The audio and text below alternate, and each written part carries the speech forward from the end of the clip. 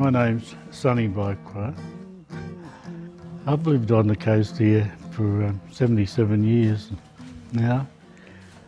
I was born at Nambour General Hospital.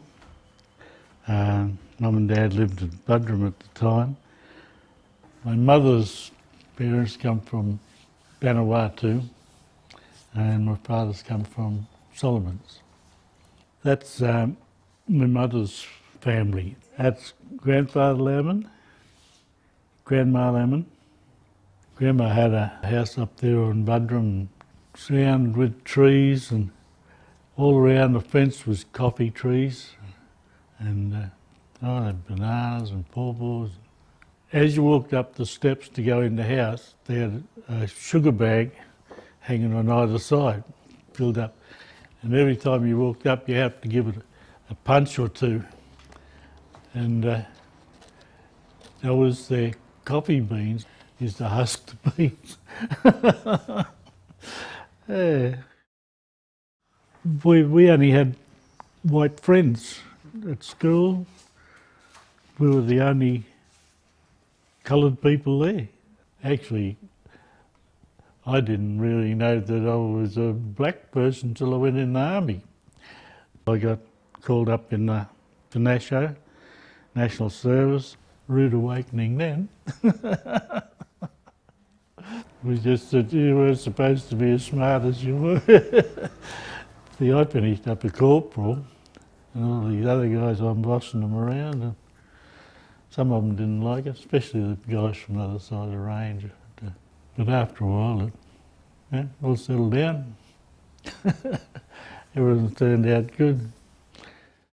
When I came out, there was a few of my mates had picked up a cane cut down Ulay Creek, just down here a bit.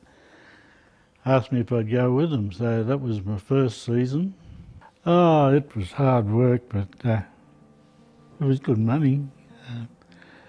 I used to have 10 Vita Brits before I went. That used to keep me going until 8 o'clock. So I used to leave home about 3:30, 4 o'clock. That's one of the trucks there. There was 4 of us, and if you have a look along there, there should be about 20 trucks right through.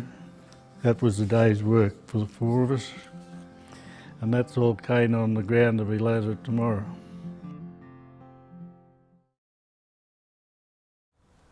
That's my brother with Dad's old truck. That was a 6-cylinder Buick, and it used to be a limousine, and they cut the back down, moved the back of the car right up to there and made a 2-ton truck out of it. He used to cut firewood. Christmas time or any holidays was to all get on the back of that and go down to Byquar. There was a big mango tree there, and he'd park under this mango tree and we'd unload everything out of that, and chain line ran right down to the South Island land down there.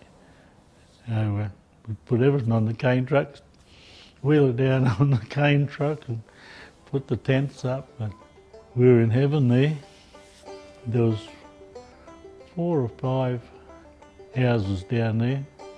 Pop taught us how to crab with a crab hook, and we used to go up along the drains and hook them out of the holes with the crab hook. One would be hooking about with a hook, another one would be down there with a big dollop of mud, and as soon as they come out, you plonk the mud on top. It was more or less given to the South Sea Islanders as a recreational venue. It's something that the South Sea Islanders have to hold on to. To me, it's more or less sacred. That's how I feel about it, just from childhood memories of it. When we were granted recognition, my sister Adele came here one day and she said, I've got some words here, I think we could make a song out of this.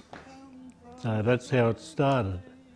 Managed to survive Now we're working together to make things right from the shackles and chains and the cane cutting knife. The thing is, we lost our culture, and whenever anybody asks me, I give them the history. I say my grandparents were slaves, and there's a lot of Australians that don't even know that there was slavery in Australia, and quite a few of them are shocked. So I am really proud to be a South Sea Islander, but I'm also proud to be an Australian. Now for 3 generations we bowed our heads, the forgotten people, that's what they said. Now we stand tall for all to see. The Australian government has recognised our history.